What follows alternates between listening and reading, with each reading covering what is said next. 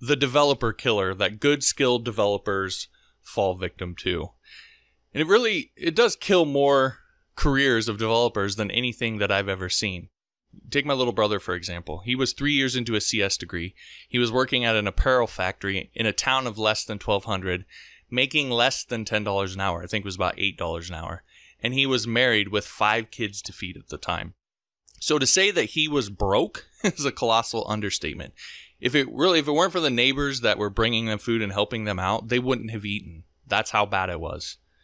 Then suddenly, 3 months later, he was working at IBM. He was making over $40,000 a year. Within 2 years of that, he had got hired out of IBM and was making 6 figures a year. And not long after that, I was actually sitting with him in his car as he was talking to a company that wanted to hire him, and he turned down $180,000 a year because for him it wasn't enough. So what the hell changed in those 3 months? Well, at his breaking point, sort of his worst moment, he had come to stay with me for a few weeks because things at that time were not going well at home because of everything that was going on. And he had finally said, F it, I need to get this figured out once and for all.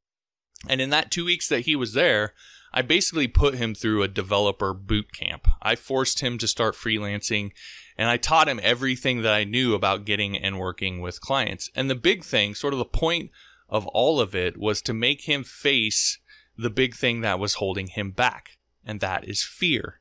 And that is the developer killer. I've seen more good, skilled developers give up on this coding thing because they were scared to take the next step and get into getting paid.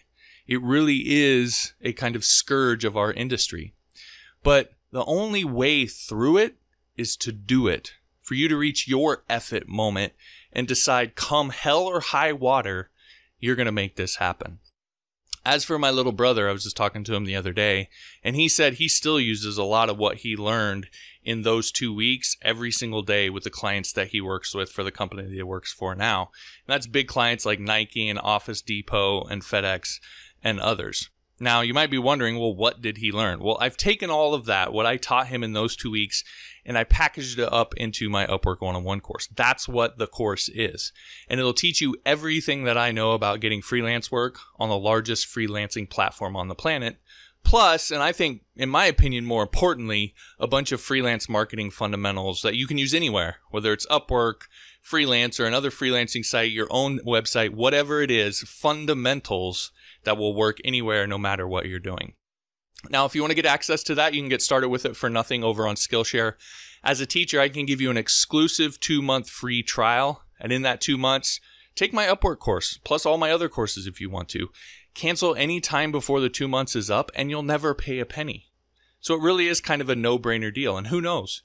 It could be that thing that puts you over the hump, just like it did my little brother. Anyway, the link is johnmorrisonline.com/Skillshare to access that 2-month free trial. All right, that'll do it for this video. Thanks for watching. We'll talk to you next time.